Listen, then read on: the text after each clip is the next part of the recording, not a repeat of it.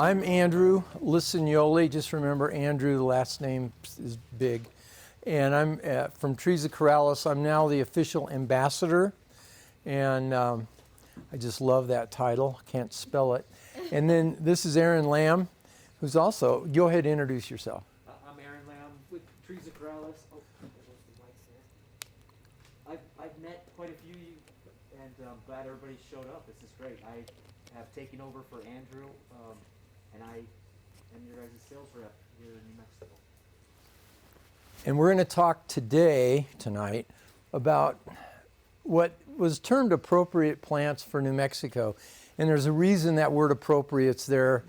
And because you guys all know, we're having a lot of folks moving here from places like California, back east, upper Midwest and such. And they're coming in and they might be wanting to sort of mimic what that looks like. And you guys have the wonderful opportunity to kind of get them out of a Pennsylvania mindset for what their yard's going to look like into New Mexico more appropriate landscape. But before we get going, I got a question for you. Is that a problem, or are most people that move to New Mexico sort of anticipating this is going to be more of a, maybe a desert xeric, if they know that word, but a desert landscape? Do you have to steer them into more of a xeric plant? Is that? Yeah. You do have to steer them. They'll take my birds of paradise that are inside and they'll bring them outside and they'll go, this can go outside here, and I go, no, it can't. But we have a birds of paradise that can go outside. It's just not the one you want. Gotcha. And then they make a very big Hydrangeas and stuff like that, blueberries. Okay. Yeah. Right. I think that there's two customers. There's a customer that said, I left my lawnmower in Pennsylvania and I never intend to mow again. And we're trying to get them off a rock landscape. That have moved here with that in mind, which is where Jen shines, because she loves our climate and adobe houses. And then there's that customer that's like, no, I want to emulate where I'm from. And so we'll tell them, well, how much work do you want to do? Great. How much effort do you want to put into this? Richard mentioned something very important, and that is rock or gravel landscapes. Another opportunity you guys have, most people look at xeric or zero landscaping and they think, well, that's just a lot of gravel and they may be a yucca. And that's kind of getting close to a zero landscape. But the idea of gravel is something in a nice subtle sales approach. You guys, it would be nice to steer them away from gravel as much as you can. There's a lot of good green ground covers and ways to cover the ground with xeric plant material that will accomplish low maintenance, actually end up being lower maintenance than gravel can be. But what we're going to focus on tonight is we could take probably 12 hours to really get through all the plants. We're going to just blitzkrieg through, starting at trees and ending at ornamental grasses. We're going to skip a lot of plants due to time, but if there is something that you want to ask a question about, like the hardy bird of paradise, because there's actually two hardy bird of paradises, one not so hardy here, but we can do that. I didn't put Caesalpinia. It took me 10 years to be able to say that. So I just love saying it. So anyway, I think we'll get started on trees. So I'm sure you guys get folks coming in that, are like, hi, I'm Mr. Weiner and I want a tree, And you then have to say, well, what kind of tree, how big, well, I want a tree, that I don't have to water and it grows really fast. And doesn't cost much money, but I want it to be big. And so you guys get to put on your happy face and walk them through the various steps. This tree, I feel, is one of the rock stars for since you're off in Albuquerque, we'll just focus here. One of the rock stars for Albuquerque, because it does grow fast. Once established, it doesn't really require that much water. Now, with all trees, you got to remember they're a tree, they're going to require some water. And generally, wherever you're located, unless you're on a ditch or in the South Valley where the water table used to be high, you're going to have to do supplemental water. We're not going to get into watering approaches. That could be a good thing for a summer class. Once we get some of these classes going, we could do a class on cultural aspects. But anyway, this plant is an Acer negundo. So a lot of you guys know Acer negundo is a box elder. Danger. When I started working at Trees of Corrales 8 years ago, whatever it was, and Court was growing this tree, I almost quit because I said, you can't be growing box elder. What's the biggest problem with box elders? Just straight box elders, not sensations. The bug, box elder bug, the beetle. You see it's a little red beetle, and they love box elders. But what they love is they love the seed. These are sterile. There are no seeds on this tree. So you don't get the box elder bug. So if you do get some kickback, if somebody actually knows, one of your customer knows, say, well, I don't want a box elder, this does not have the bug. Everything else is pretty doggone nice about it. The fall color, this is definitely photoshopped, but fall color, I don't know if you can pick it up down below. It's going to vary between yellow and all the way to red, a lot of oranges, and they kind of slowly progress through that color change, which is really kind of unique. You got anything you want to add? I think like a lot of tree species here that do get nice fall color, if we have a kind of a mild fall and we have those night temps cool down and then our days are still fairly, nice, and we're not getting any hard freezes, then the fall color on the Sensation Maple is absolutely phenomenal. But you'll have those years, like a couple years ago, we got a real bad snow in early, or maybe later October, that just kind of nipped everything, and everything just kind of went brown. And there'll be other times, so depending on temperature, that may vary a little bit. And I think one thing just to keep in mind with the Sensation Maples is that they do grow really fast. So sometimes in containers, they may need to be watched a little bit more and watered regularly because they can get summer stressed by the heat, just because they're drying out so fast. And then keep in mind that at lower elevations, they tend to be kind of associated with riparian areas. So they are low water once established, but you guys got to water them regularly to get them to that point. And I think that's something with a species like this that just needs to be emphasized to the customers, so they make sure that they're really watering well until establishment. Whatever that means exactly, 3, 4+ years, it's going to depend on their watering and their soil conditions. But I think that makes a difference with these guys. That's good, Aaron. Go ahead to the next slide. And keep that watering thing that he just said in mind, because all of this stuff, even though it's xeric, is going to require watering. Okay, this is a 4-letter word spelled ELM. That's elm. But quite frankly, elms in New Mexico, especially Albuquerque, are rock stars. We all know Siberian elms. Biggest problem with Siberian elms is seeds. So these trees, for instance, this one says hybrid. Anytime you see a hybrid on an elm, or really anything else, there's not going to be seed produced. Half of this tree is a lacebark elm, and the other half, oh gosh, I think it's a Wilsoniana, and it doesn't really matter. It's a hybrid between two trees that they came up with. It's the only elm on the market right now that has somewhat of a fall color. That again, to me, is pretty strong. That might have been photoshopped. No, You've seen it that strong? we have it. Okay, that's cool. I've not seen it that red, but it's a good one. There is a new tree, wetting your whistle, from Bailey that's an elm tree that is a really strong red. It's not going to be on the market for about another 3 years, and it's a shorter elm tree. So I'm not even going to tell you the name of it because you're going to say, Aaron, I want some of those. Okay, let's go to the next one. Wait. Yep. I saw in mine, and I wanted to ask somebody smarter than me, this fall, what looked to be its flower? I mean, On a frontier? my friend, I was like, what is that? And it would look like a Siberian catkins at the beginning of spring, and it was fall. It's like, Is it backwards? Well, Is the only thing I'd say tree? is go to the next slide. So half of part of the hybrid of a frontier of it? is a lace bark elm.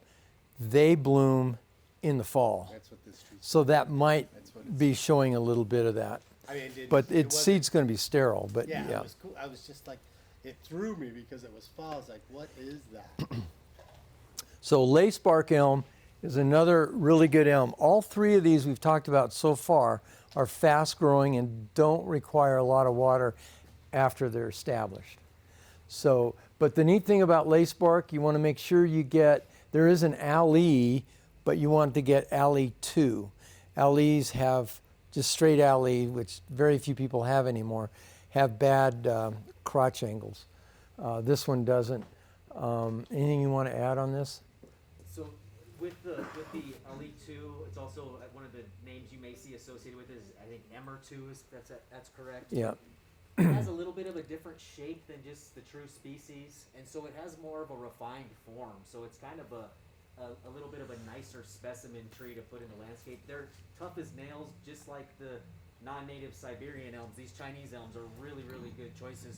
The other thing that's super cool about these trees is as they age, the colors that they get in their bark that's exfoliating is just really, really cool. I mean, you'll get different oranges and tans and greens and all these kind of multi-colors. That's really, really a nice feature that kind of sets it aside from some of the other elms as well. And it makes a really nice shade tree. Yeah, that's good because that's where lace And I bark. guess one other thing with both the frontier and the lace barks, and this goes with some other trees too, but they have a smaller leaf, so it's not terrible fall cleanup. Like you have cleanup, but compared to other trees that have much larger leaves, it makes it a little bit easier for the customer to maintain that. So. And another thing to just mention, a lot of people, so this is officially a Chinese elm. I bet you half the population or more of Albuquerque think the Siberian elms are Chinese elms. They're not. So, but trying to get that's why we call them lace bark elms. We don't even try to do Chinese elm because that usually turns people off. So. And you guys have probably seen these around town. There's some really nice ones in the medians around town and other places to get kind of an example of what they look like. But there are some really nice ones. Yeah. All over Santa Fe. And this is another thing that's interesting in terms of the climate-ready tree concept. When I moved to Santa Fe back in the 70s, lacebark elms were not there, Modesto ash were not there, pistache were not there, desert willows were not there. They are there now. So things are a-changing. Okay, speaking of ash, did we speak about, yeah, we did, I guess we did. Okay, ash is again sort of getting a bad rap because of emerald ash borer. We can talk a lot about that, but that has not shown up here. It is up in Boulder, and that is a real problem, but it's spreading relatively slow in Boulder for a lot of reasons. And we won't get into emerald ash borer because that's a whole nother conversation. But these two trees, a Raywood ash and a Modesto ash, are two, I feel, really strong, good trees for Albuquerque. They grow relatively fast, not as fast as the others, but they grow pretty fast. And once established, again, they don't need a lot of water. So I would put that in the appropriate tree category.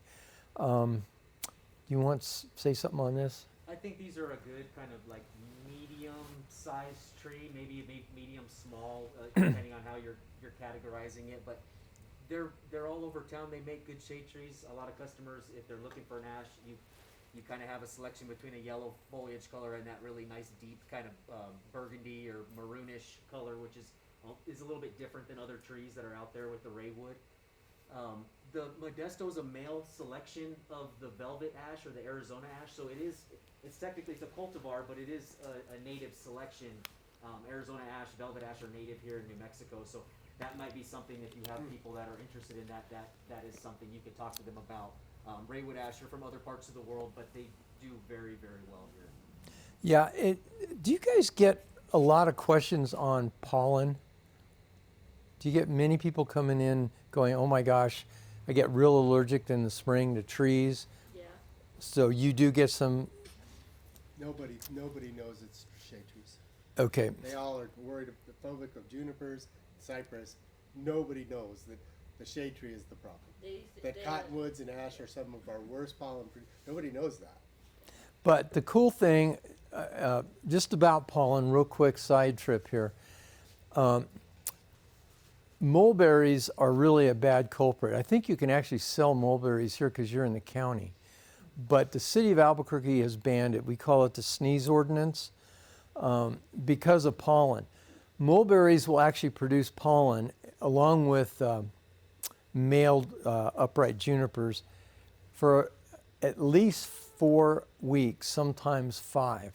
Ash trees, for the most part, are producing, that individual tree will produce pollen for 4 to 6 days. So it's not a long period of time. So if somebody's worried planting an ash in their yard or any tree, that it's going to really mess them up in terms of pollen. There's a lot of other things out there that are going to be more the issue, not what they're planting in their yard. Okay. Yeah, and I guess one other thing I'd say, and some of you may know more about this than me, but the ash do play a role with some of the butterflies as like a host plant. I think with the swallowtails is one of them. So there's some other characters there that might be beneficial for wildlife habitat and that sort of thing, seasonal food source. That's cool. I didn't know that. That's neat. Okay, moving down a little bit in the size, how many people come in and go, oh, you know, I want a maple that goes red? I mean, do people come in and ask specifically for maples? Yes. Okay.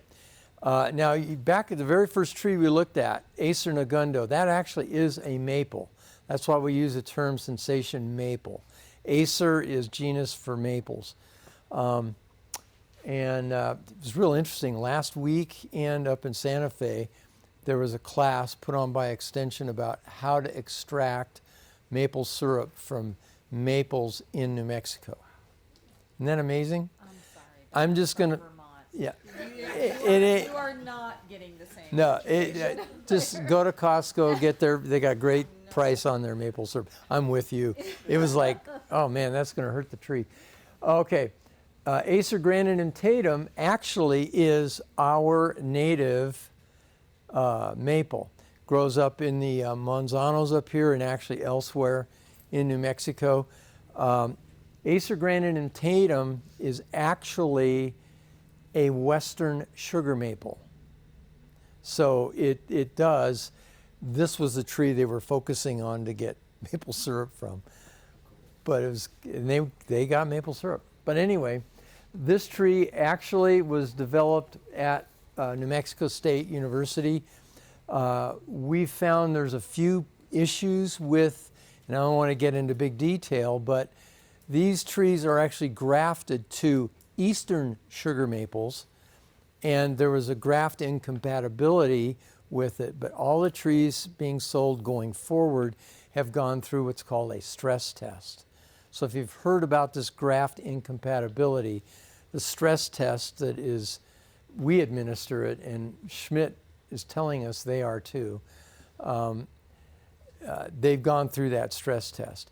There are other flavors of Acer grandinentatum. Mesa Glow is the one that came from New Mexico State, but there's Rocky Mountain Glow is the other one I'm thinking about that is also really good. But what the trees probably in 2 years from now are all going to be grafted to or grown on what they call own root. So, and propagation stuff is another talk. So, but anyway, any questions on this tree? Because it's relatively new. It was really popular last couple of years. We were not able to get any last year. I mean, Yeah. maybe we got 5 because that was about all we could get our hands on. It's really new in the trade. And again, this gets back to the graft problem. We're trying to rush trees. The industry is trying to rush trees into production to get them into your hands so you can sell them and have a more diverse plant palette. Part of the ramifications from that is, oops, we should have trialed this tree a little bit longer to see about the graft. And so anyway. One question, your opinion on this. So I think most of us in the retail side of things see a lot of maple issues in the summer. chlorosis being probably top 2, top 1. So, are these showing any signs of being a little bit? Thank you. That's a great question. I don't know if you all heard that, but we've got another maple that's going to follow this one. So why don't you flip the screen and we'll talk about this one too. Did it go to pistache? There should be. Yeah, I don't know if there's. Okay, just go on back to that one. The other one I had was hot wings, Yes. which Acer tartaricum.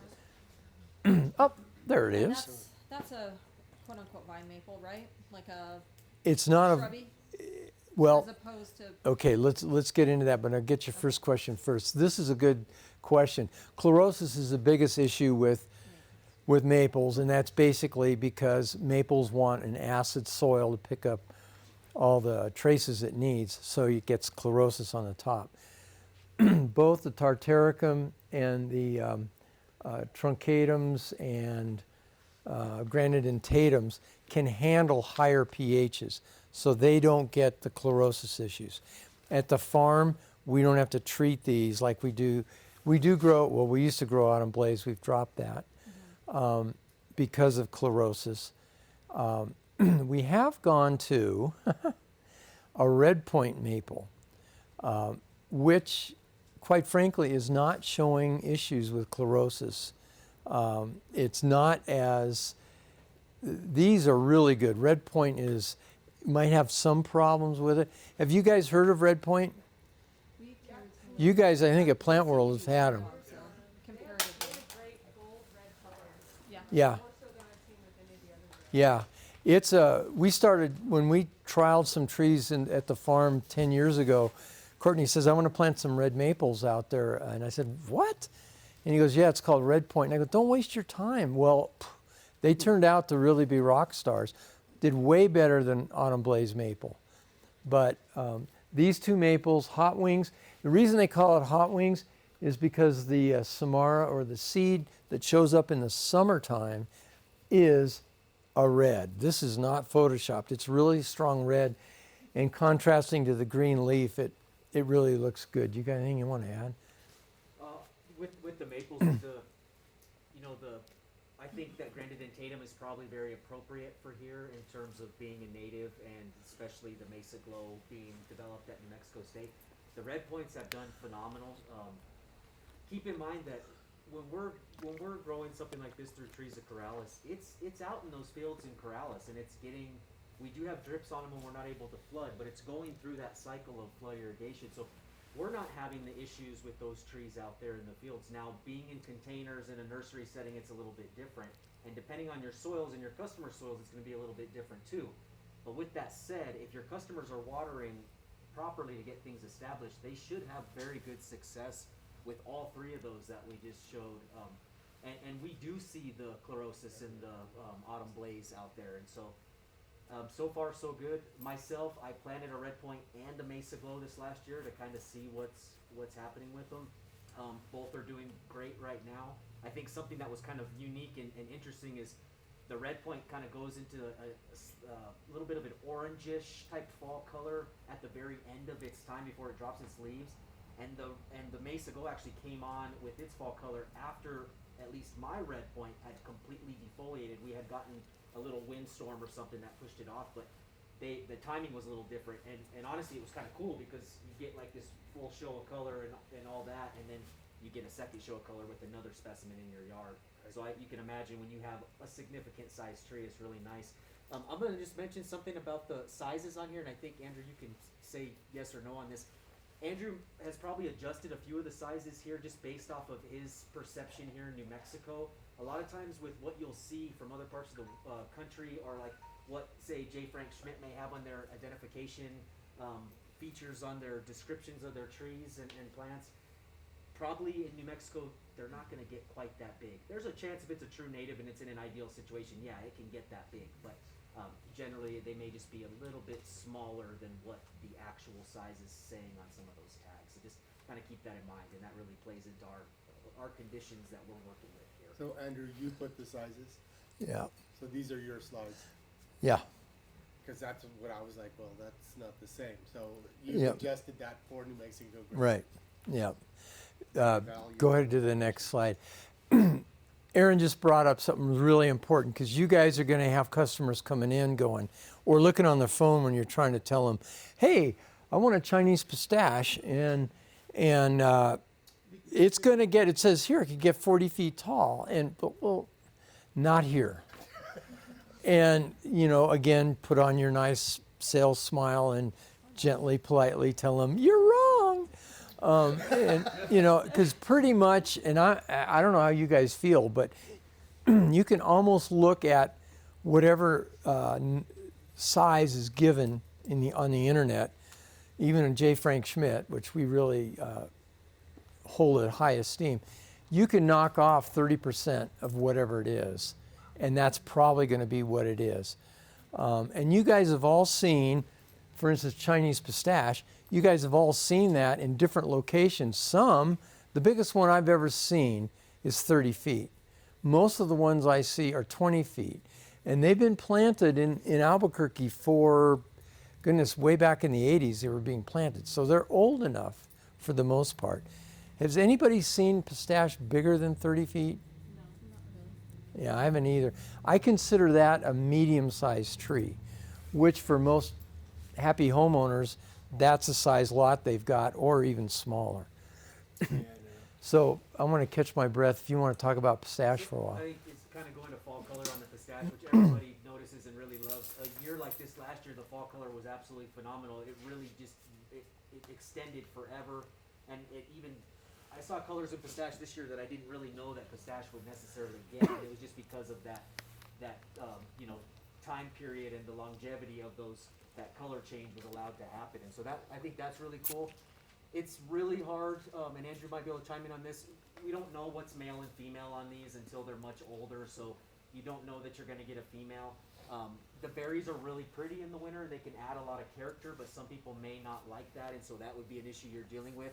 With all that said, the berries are they're a really good seasonal food source for birds, so they're going to go after that. So if you have customers that are big birders or like that sort of thing, that could be a plus. So I guess just keep that in mind. I've seen a few Chinese pistache reseed, but it's not anything I've seen super invasive, at least here in Albuquerque. But obviously, if the berries are getting eaten, they're being dropped somewhere as well. So just things to think about. But these trees, as we all know, are they're just great choices for New Mexico. Keep in mind they're really funky when they're young. We've all seen the little smaller size, and they just look funky. They just need time to develop and get some character, and they turn into great specimens. I've heard that the females grow much slower than the males. Would you say that there's any truth in that? Okay, there is some truth to that. Before we get there, you all need to know Chinese pistache was invented by Dr. Seuss. He's, you know, because he's got, you know, he made a movie about trees, but, you know, Zorax and all that stuff. But anyway, no, I'm just kidding. But what you just said is the females grow slightly slower, but grow straighter. Right, I don't have that right. No, the males grow faster and straighter. So is it Dave? What's the selection that's out there? Keith Davey. Has anybody got good experience with Keith Davey? I don't, but I'm curious if anybody's tracked Keith Davey. That's a male selection and supposedly grows a little bit straighter and is not as Dr. Seussy. Anything about the red push? Okay, red push is a hybrid, and I say historically, but 5, 6, 7 years ago when that started really hitting our market, a lot of the red pushes died. They didn't make it through the winter. I think that's changing because it's pistachia. There's a lot of different species, and it's a hybrid with a species that is not as hardy as sinensis is. So, anyway, might be the number one shade tree? What's your number one shade tree you guys either get requested or it's pistache? Is that kind of the rest of you guys? I fear it's going to get overplanted Do you guys get many requests for KV plums anymore? You still do? Okay. We'll talk a little bit about that later. That surprised me.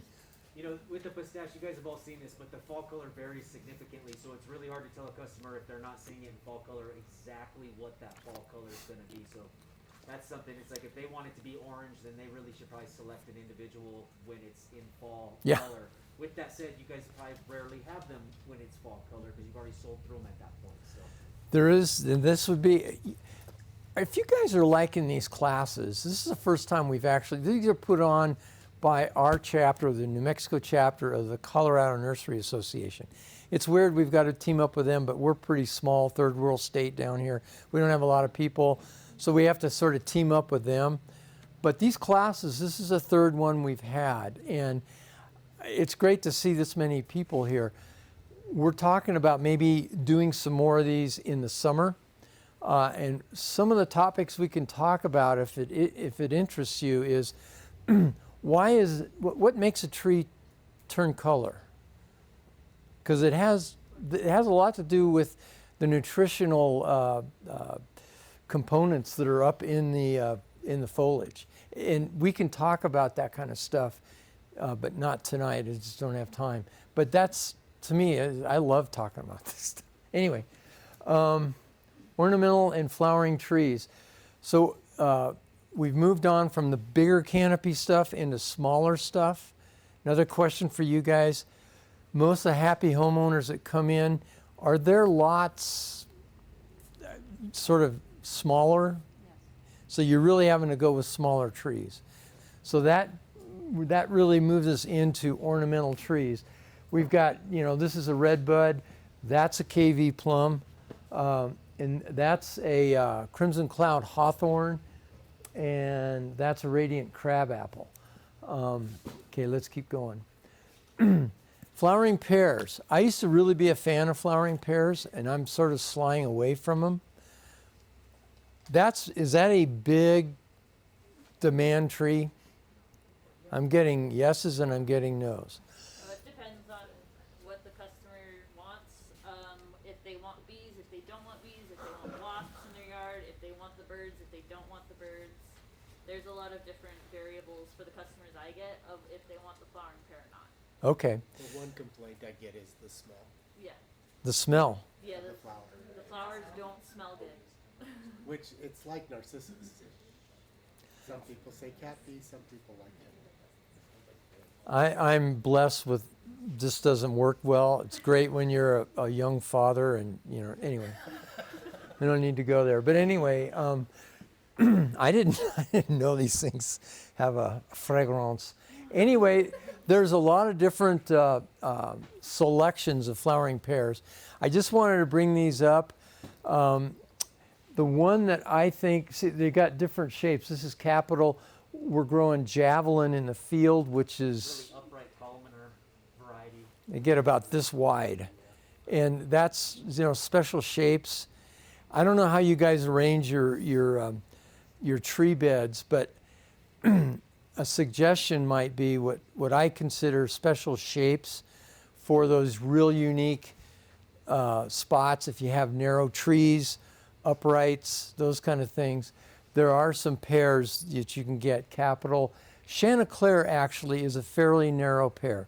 Most everybody comes in asks for Bradford pears because that was a tree that was forever out there, and there's all kinds of problems with Bradford pears. So all these new selections have sort of bypassed those problems of bad crotch unions and really susceptible to black leaf and some other things like that. Go on to the next one. The fall color on the pears is really nice as well.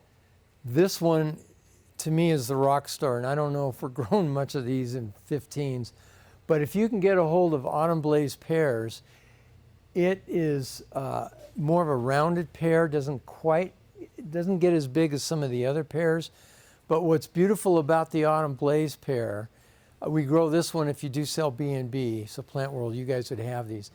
They go into fall color 2 to 3 weeks before the other pears. Because like you mentioned earlier, Aaron, we can get an early freeze that's relatively hard, 23, 24 degrees. Autumn blaze pears have already gotten into their fall color a lot of times at that point, whereas the other pears, those leaves are going to freeze on the trees before they go into good fall color. So, anything you want to share on pears? Just, the Caloriana pears have been invasive in other parts of the country. They're not here. They're not showing that here. Something about the javelin and kind of calling our trees in general, that's where, us selling the trees to these customers, just figure out what their space is. They may think they want something else, but if they realize how big it gets, I see so many trees planted in these little tiny yards and just really inappropriate spaces. They might do fine for a decade or longer or whatever it is, but there's going to be issues down the road eventually. It just wasn't the good tree to start with.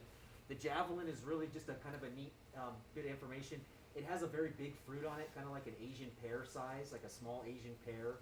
And it's absolutely delicious. And that was not intended. It's supposed to be sterile. It's not supposed to produce fruit, but it actually is very tasty. So, some neat information. Okay.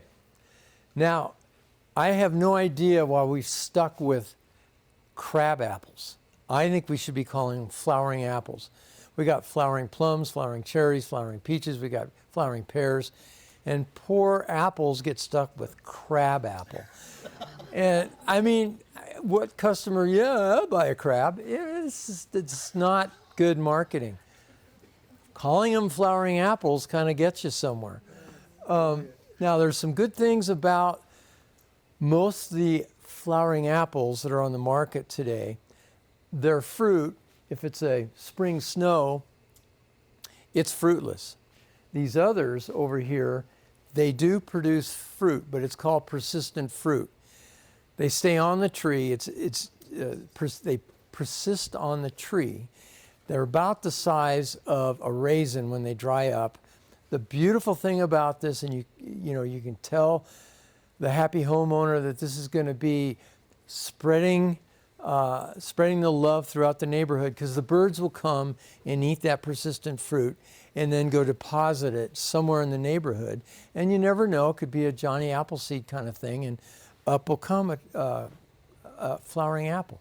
But it doesn't happen much around here. But anyway, there's a lot of great colors, and again, they come in different sizes.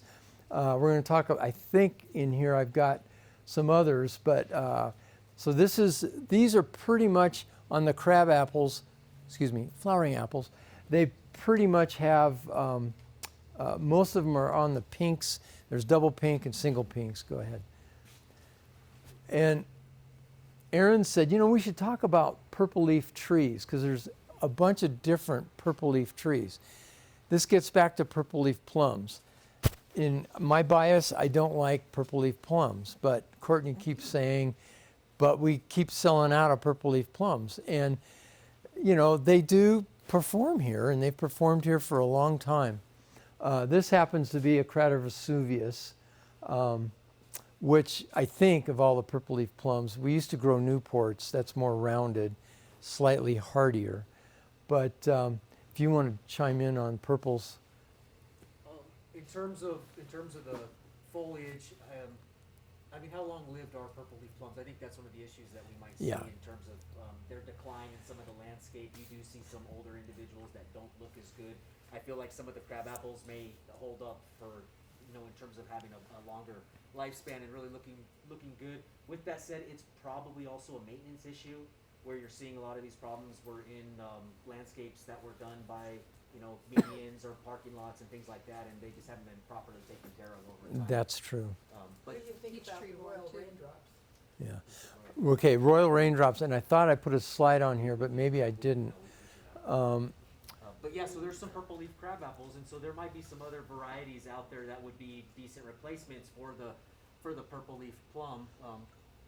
And what Connie mentioned was royal raindrops, which is really a rock star in my book, because look at that, would you? This is not Photoshop. It's got a phenomenal fall color. And so you're going to be able to sell to your customer. They don't get big. Height is in the mid-teens, 10, 12 feet wide. But you're going to get a really nice single bloom in the spring. you get an interesting leaf shape. That is real unique for a flowering apple. And then you get a fall color like that. And in the wintertime, you've got a little bit of persistent fruit, which is going to be attracting bluebirds and some of the warblers. It's kind of neat to see. And actually, I had cedar waxwings last week in my yard picking off the royal raindrops. I think it's really a cool tree. Go back to the previous slide if you could. Something to think about, which is kind of overlooked, is this guy in the corner. You probably can't see him too much.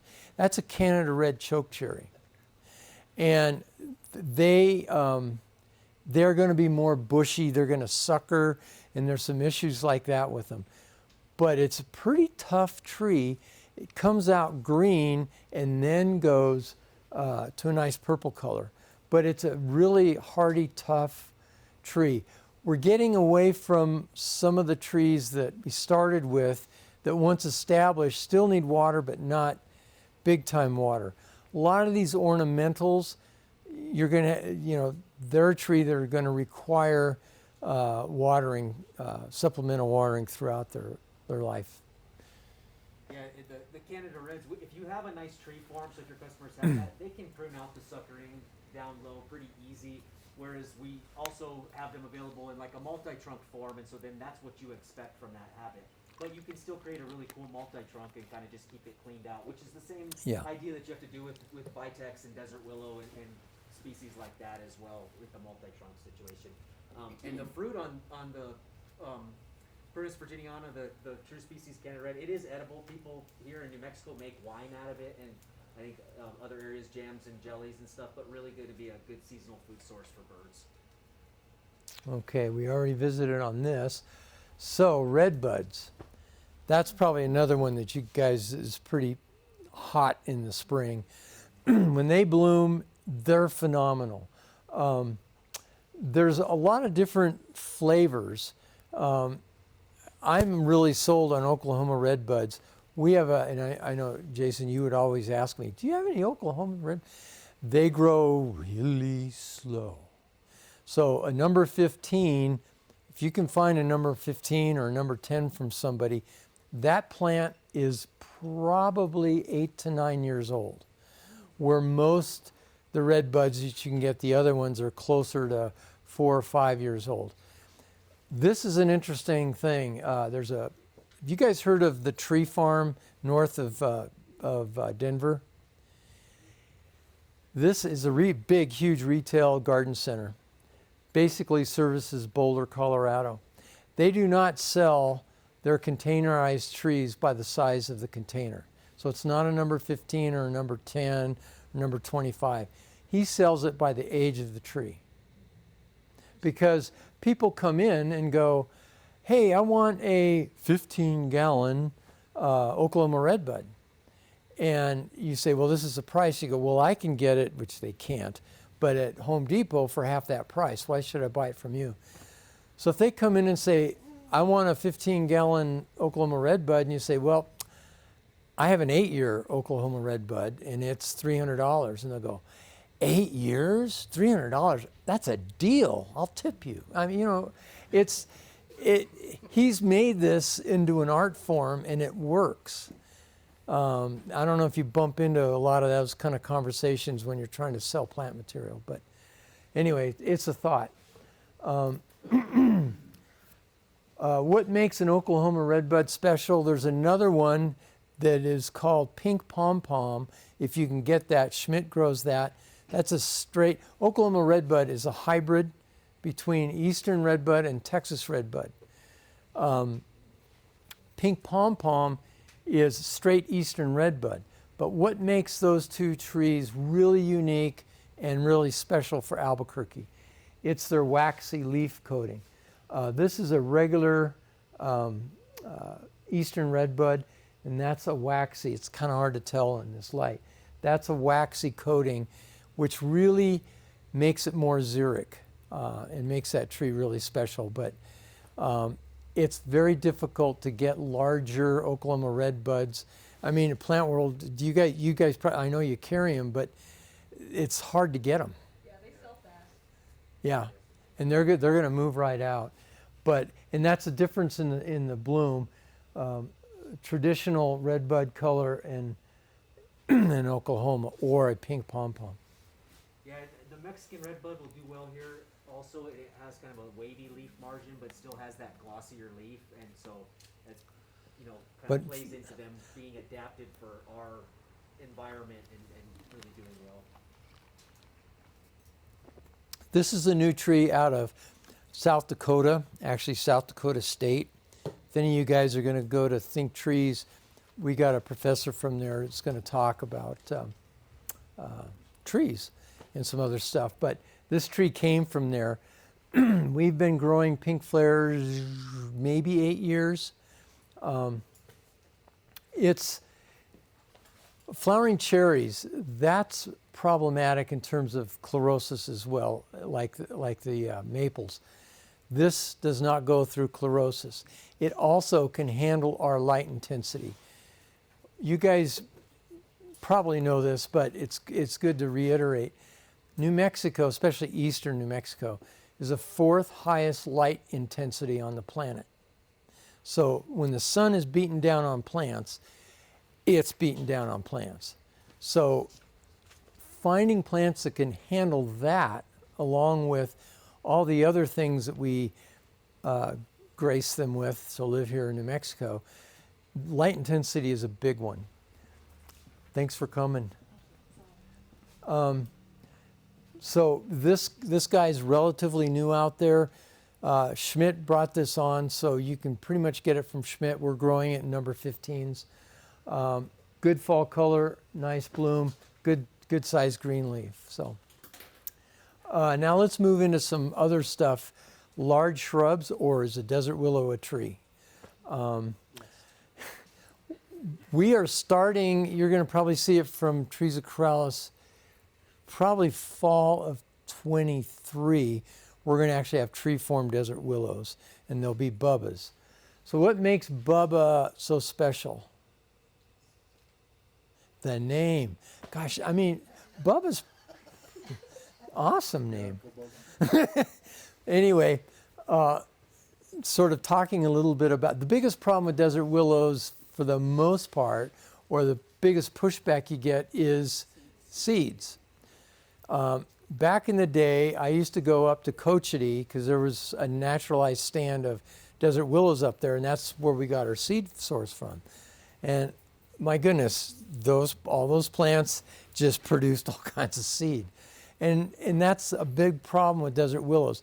Very xeric, good tree, just good large shrub, whatever you want to call it. Bubbas produce probably 5% of the seed that a regular desert willow does. There's other ones that say they're seedless, but they still produce some seed. We like Bubba because of the bloom and the leaf appearance and the habit. It seems to be more compact and condensed. What would you say on desert willows? In terms of the Bubba, yeah, it's a little bit of a fatter leaf, almost kind of resembles oleander or something similar to That's that, good. versus being a little thinner like the true species desert willow. With all the cultivars on the desert willows, like Bubba really has that deeper pink kind of throat or mouth, and then the nice pink throughout the entire flower. There's some other really nice varieties on the desert willows. I was gonna say something else, but I forgot. Sabanos just came up with a sweet Bubba Sweet and Bubba. a few other ones like that, and they've been really, really nice. Yeah. Well, Monrovia uses timeless beauty, and they get a Yeah. absolute more money because it's theirs. Would you consider all burgundies to be less likely to seed? All darker flowers? No, definitely not. I guess what I also was gonna say about No, that's a good question. I'll say this real quick. You guys probably know this, but desert willows can go anything from white to like deep burgundy, and then any shade in between. So true species can be anything like that. So if you're selling true species, your customers, unless it's blooming, they won't know exactly what they're getting. So just keep that in mind.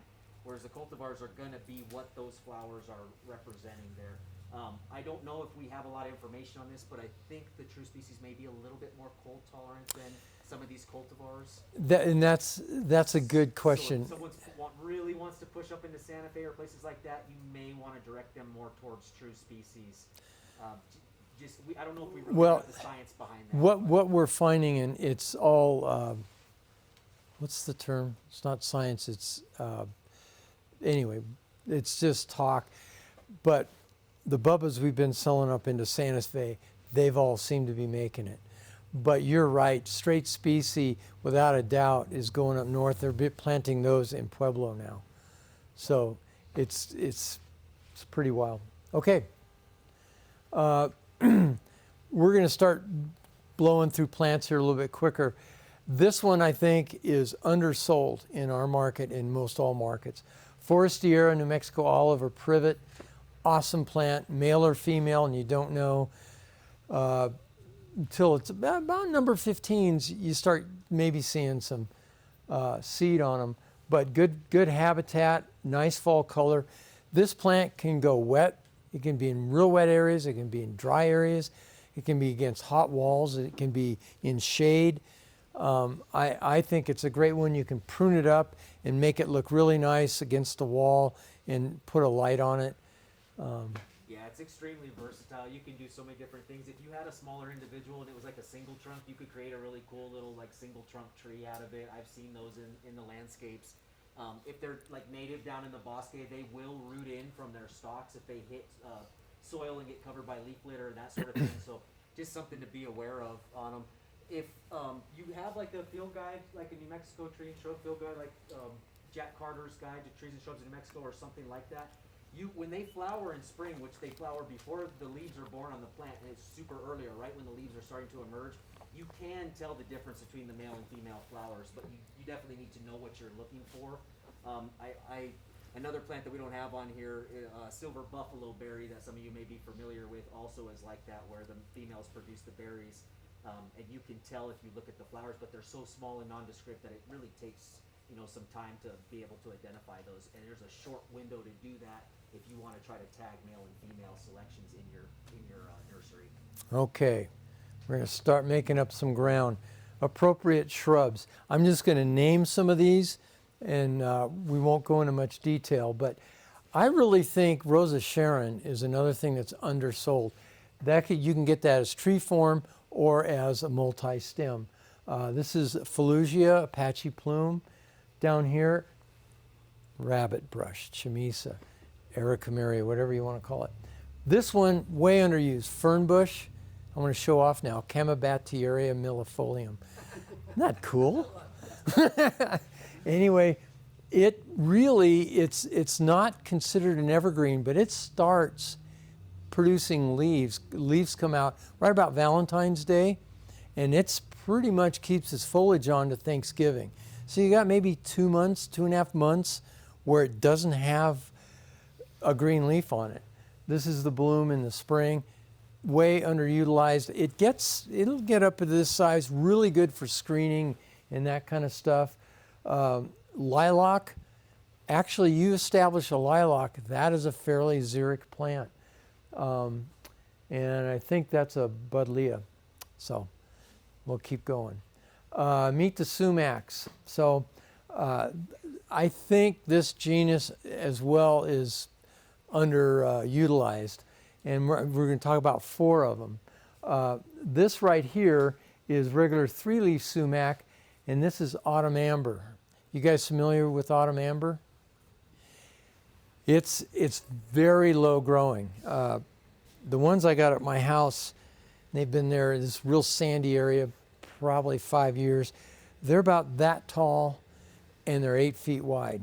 And I planted it as a very small 5, and it's that big already, and it does not get much water.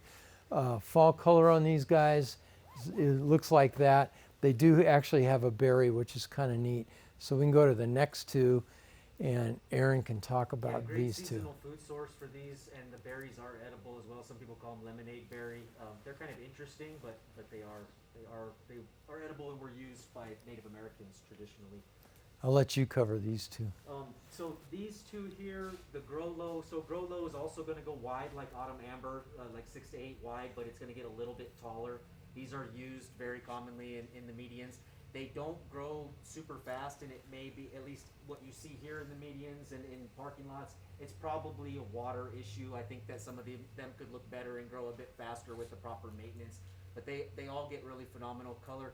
The Tiger Eyes is a selection of the cut leaf staghorn sumac, and it just has really awesome chartreuse foliage that comes out. It kind of comes out earlier in the season, and gets really nice fall color. It's a little bit shorter than what the other cut leaf sumac, staghorn sumacs would be, and so it fits a good space, and it's not quite as aggressive as some of those other true species and other varieties that are out there that can really sucker and run.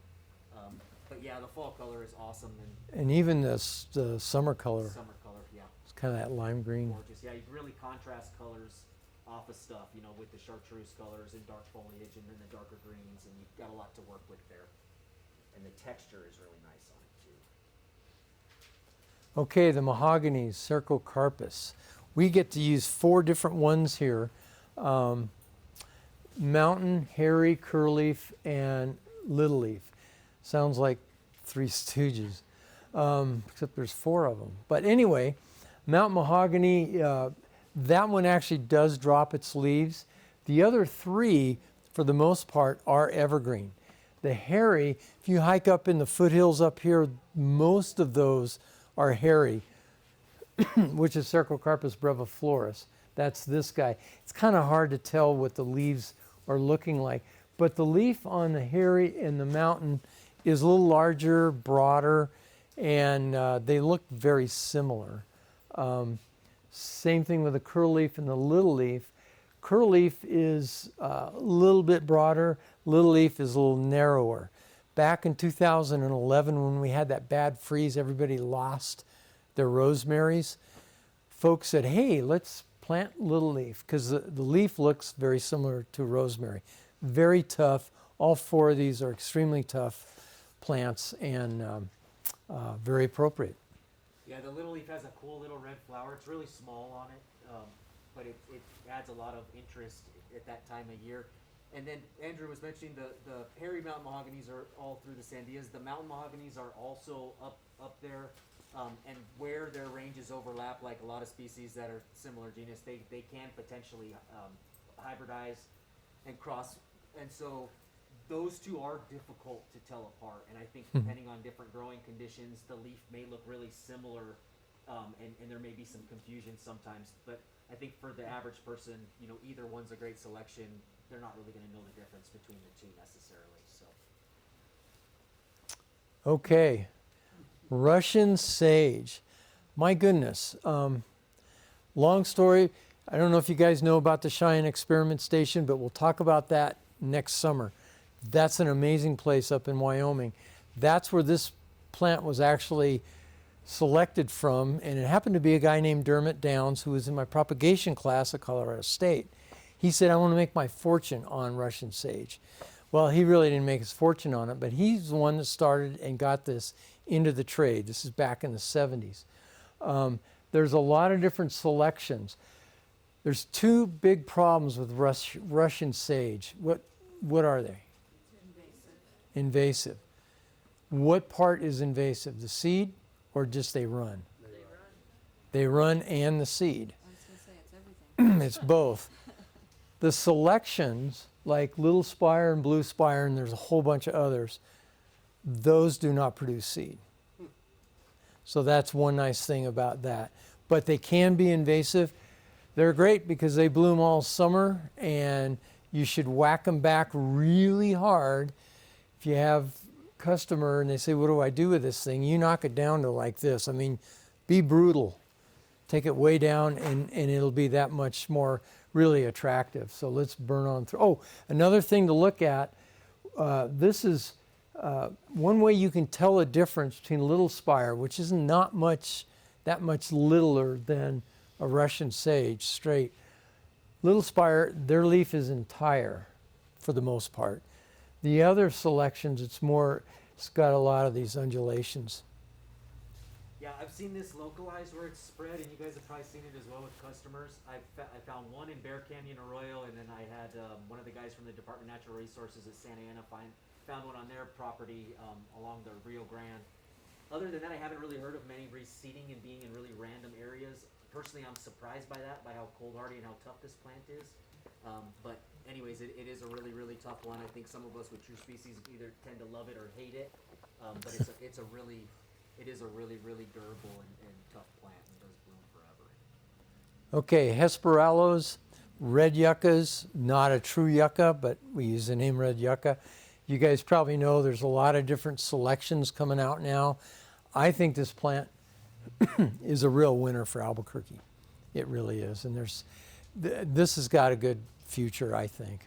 Yeah, and some of the Hesperaloes, there's a bunch of hybrids out there. There's some that are crossed with like the giant Hesperalo, and then the parvifolia. There's the regular red yucca, and there's all kinds of different ones that they're creating, and they're all really cool in their own right. I was noticing today, like the regular true species can easily get 3 to 4 tall and wide. It kind of keeps, getting wider as it grows. It almost seems like sometimes. So brake lights may be a better selection for smaller spaces. There's a really couple good ones Mountain States does, and they have a ton, but Desert Dusk and Sandia Glow.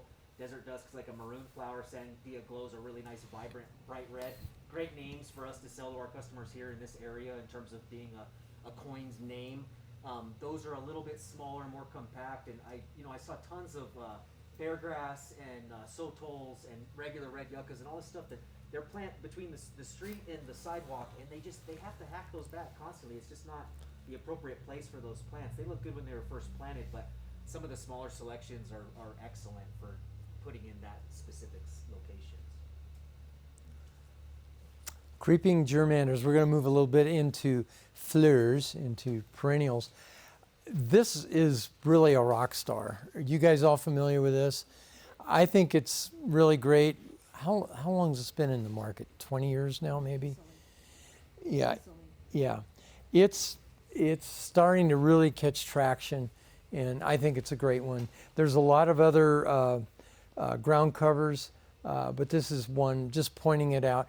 I think we'll only talk about 4 or 5 different perennials, because that's a whole nother discussion. But yeah, great for pollinators and bees, and it checks all the boxes for all seasons of interest. It's super low water, and it's really attractive. It smells really, really good and fragrant when it blooms too, and you can smell it when you walk by, which is another nice feature. I'll jump on the cat mints, not catnip, but cat mint. This, again, the straight Facini nepeta will throw seed. The selections, at least the ones we grow, are all seedless. So you won't. This used to just take over gardens. These will not do that. And there's many of them out there, and that's a good plant. And just to say something real quick, and it goes with this plant, even though it's a little bit different, being more herbaceous, but with the Russian sage too, don't hesitate to hack that all the way back. Like Andrew was saying, I mean, it looks so much better. The catmint's the same way, and it almost benefits from once it kind of gets spent later in the season, and there's lots of perennials like this, but just give it a good cut back. It looks rough for a couple weeks there.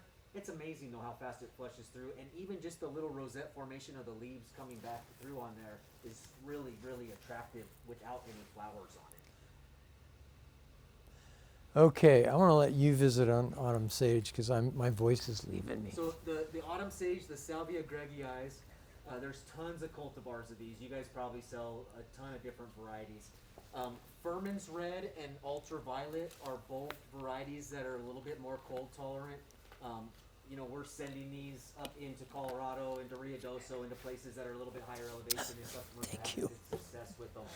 Now, there are a ton of really cool color schemes, and there's a whole series, the Mirage series, which are not quite as cold tolerant, so just keep that in mind.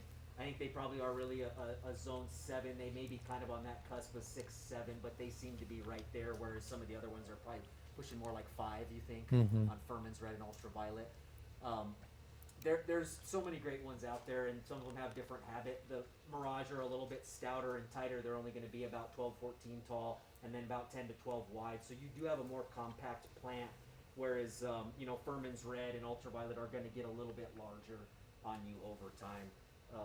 The autumn sages, as we all know, the reason why they do so well and are such big sellers for us is because they bloom like crazy. I mean, they just bloom like crazy. Hummingbirds love them, other pollinators love them, and they're just pretty easy care overall, and they can handle a lot of different conditions in the landscape. Probably would be better with more sun throughout the day, but I've had them in a lot more shade than I ever thought they would do, and they did well also and bloomed actually a lot better than I could have ever imagined, to be honest. Okay, lavenders. What can I say about lavenders? They kind of sell themselves.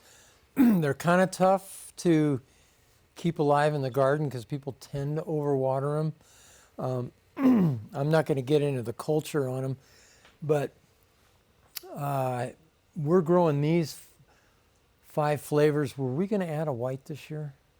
We might be adding a white, yes, I think so. Yeah, we might be adding a white in a year. Are you I guys think. saying Alba or which one? I don't Because you remember. guys had a problem with Alba a long time ago. Yeah, I can't remember which one, but you're the one that nudged us to do a white. But anyway, there's different hardinesses. Do you guys have any questions on lavenders or that you bump into? Can the Buena Vista be used in a tea like the others can? Mm-hmm. So just all of them. Okay. Right, and It's that's a good question. It's just the singular names that they have that people will read the Buena Vista and they think it's purely a medical herb. Like they can't just drink it to enjoy it. So they think it's just for like salves and other kind of stuff like that. Interesting. But piggybacking on what you said, some of these like Grosso is one of the better ones for oils to actually distill oils out. Munstead, if you look at the lavender farms that are north of us, like there's a lot of big lavender farms in the valleys in Utah, that's all Munstead because that's one of the hardiest ones. Grosso, very big plant. You can harvest it, get a lot of oil. The Texas oil lavender farms are mostly all Grosso. But it's real important to know these lavenders reach different sizes, and that's a good thing to pass on to your customer. So. I just have a question for you guys. There's a ton of cultivars out there, and there's more coming all the time. Different species. Are you guys getting requests for anything? I know Phenomenal is one that's kind of grown and has a name behind it. There's another new one that kind of plays off that one called Sensational. Are you guys getting requests from customers about, Yes. Especially about Phenomenal because it's been around a little bit longer? Gene Davis, because it's pink. Yeah. Minuet, which is one of the other whites that are a little bit smaller. That's another one that I get asked about. I mean, you know, the intermediate varieties actually are just a big draw, I think, right now. The camphor in the plant is lower, so it's easier to use for cooking, and they can have some you know, possibly different colors, because some of the intermediates are starting to now pull in some darker purple as opposed to them being all pale. So, but Yeah, and I feel like they're a little bit more of a robust plant. They seem to grow faster for us than the Angustafolias. they in also, nursery. yeah, I was gonna say, they also deal with our heat Yeah, a little bit better. Mhm. And just real quick with lavender, I was having some issues several years back, and I was planting 1 gallons, and it was TOC grown, so they were acclimated for here. About a couple months in, I was losing sections of the plant were dying off on it. And so first thing, okay, am I really not watering enough? I didn't think that was an issue, but am I really not? So I gave it more. The whole plant went down right away. So replaced them again, and then got to that same point a couple months later, and then lost the lip. I just stopped watering it. Every once in a while I'd give it a shot, but I just kind of backed off, and that finally was the key. So whatever it did, it was probably soil based. It's going to be different for everybody, but it got itself established, and once it was in, it didn't take as long as I thought it would, and it was like, okay, just back off, like it just was way too much. And it was just interesting because that's probably one of the biggest things customers will come in with lavender issues. They're so finicky. It's either you know, too much or too less. How do they know, you know? And so Yeah, it's Rhizoctonia is a fungus, the dampening off fungus. It pretty much takes lavenders out. And the best way to stop Rhizoctonia is not to water it. Just keep it as dry as possible. And I think when you talk to a customer or they're going to plant it, have them plant it a little high. Because where Rhizoctonia really does its damage is right around the crown, soil crown of the plant. last slide. Ornamental grasses, I know garden centers don't sell ornamental grasses as much as distribution centers. I think primarily because they don't really show much in the nursery in the spring.